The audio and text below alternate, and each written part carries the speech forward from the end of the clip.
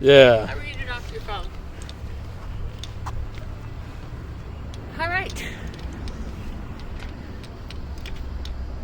Here we go. Good. Fremont, Ohio. Now let's see another historical site that no longer exists. Oh, good night. Right here. Okay. Okay, so this must be 214. Yeah.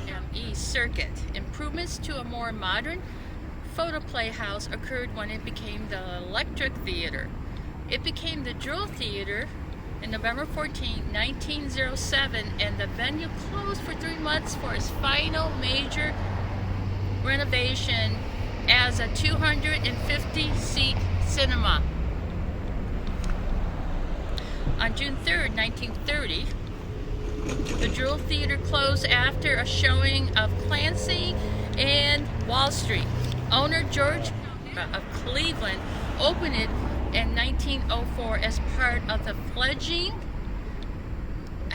Kinodrome circuit. Is it K-I-N-O? D-R-O-M. Geyer turned the building into a billiard hall. The building was raised decades later, as you can see. Nothing's here. Okay, so to sum this up, I'm going to get closer so you can hear me. Okay, this was the Jewel Theater. It opened in 1904.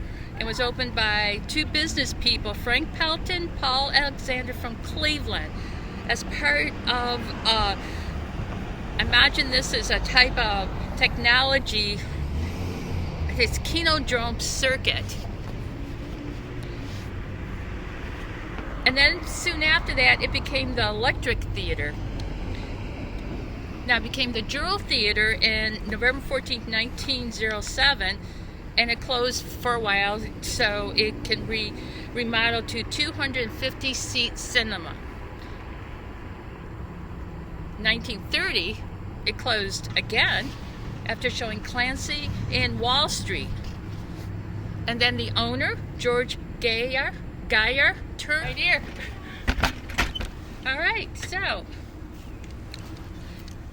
that was here at 1904. 1904. 1904, yes. Okay, this is supposed to be 214. That is 216, and over there is a couple buildings down is 206, and we're on Front Street. Now it says right here, the Jewel Theater, 214 South Front Street, Fremont, Ohio. Locals refer to this location as, and then it was raised decades later, and I have a feeling that this has been a field for many, many, many decades. Do we have a picture of this, Matt? Well, let me look at the phone. I'll just edit it in later. Okay, here. See if you can find a picture. All right. So 1930s, that's when there was after the talkies, right? That's when they started to actually hear sound within the movies.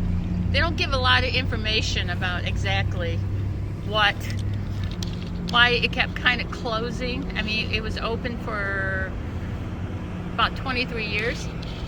It could have had something to do with the Depression. Okay, so let me see it, man. There you go. So to sum it up, this is downtown Fremont, Front Street. This is the main shopping area for a long, long, long, long time. This is where everybody came down to eat, to shop, and to catch some type of entertainment, especially movies. Before movies, I'm sure it was stage shows. Now, okay, Jewel Theater right here. You go diagonally just a block over there, and that is the Paramount Theater. That's been around since when, Matthew? I think 19. I don't know. It's been a long time. I think that's the only remaining one of the 7 that was originally 9. And I think they were all located. Almost all 8 of them were down here, and one of them was Fremont Movie Theater. Okay, so yes. I mean, drive-in. Yeah, there was one where Fort Stevenson used to be. I think so, yeah. That general area. So basically, you had like 8, I believe, right? Yeah. 8 that you can almost walk to and pick and choose. It's sort of like restaurants today. when you want different kinds of foods, or maybe very similar foods, how they're all clustered together in a certain business area. Apparently that's what movie theaters were doing. There's the Paramount Theater there. That's about the only one that's still around, exists. That still is hanging in there. The Strand is over there. That's more of a nightclub now. So that's been renovated several times.